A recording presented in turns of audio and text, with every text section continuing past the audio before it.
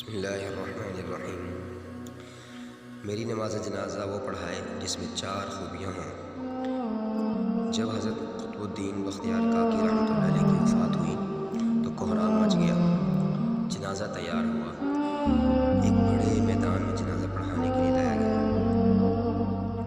مخلوق بڑی تعداد میں جنازہ پڑھنے کے لیے نکل پڑی تھی۔ انسانوں کا ایک سمندر تھا جو حد نکاح تک نظر آتا تھا۔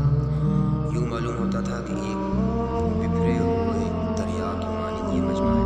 جب جنازہ پڑھانے کا وقت آیا، ایک آدمی آگے بڑھا کہتا ہے کہ میں وصی ہوں، مجھے حضرت رحمۃ اللہ علیہ نے وصیت کی تھی، میں اس مجمع تک وہ وصیت پہنچانا چاہتا ہوں۔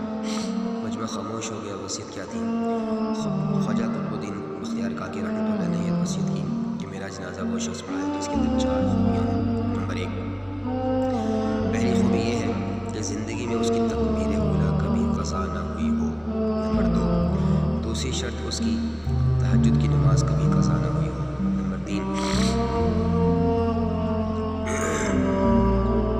تیسری بات یہ ہے کہ اس نے غیر محرم پر کبھی بھی بری نظر نہ ڈالی ہو۔ نمبر 4، چوتھی بات یہ ہے کہ اتنا عبادت گزار ہو حتیٰ کہ اس نے اصل کی سنتیں بھی کبھی نہ چھوڑی ہوں۔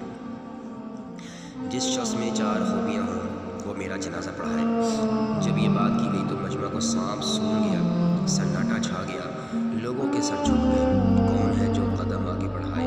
کافی دیر ہو گئی، حتیٰ کہ ایک شخص روتا ہوا آگے بڑھا، حضرت قطب الدین بختیار کاکی رحمۃ اللہ علیہ کے جنازے کے قریب آیا، جنازے سے چادر ہٹائی اور کہا، قطب الدین آپ خود تو فوت ہو گئے، مجھے رسوا کر دیا، میرا راز کھول دیا۔ اس کے بعد بپھرے مجمع کے سامنے اللہ کو حاضر ناظر کر کے قسم اٹھائی، میرے اندر 4 خوبیاں موجود ہیں۔ لوگوں نے دیکھا یہ وقت کا بادشاہ شمس الدین التمش تھا۔ سبحان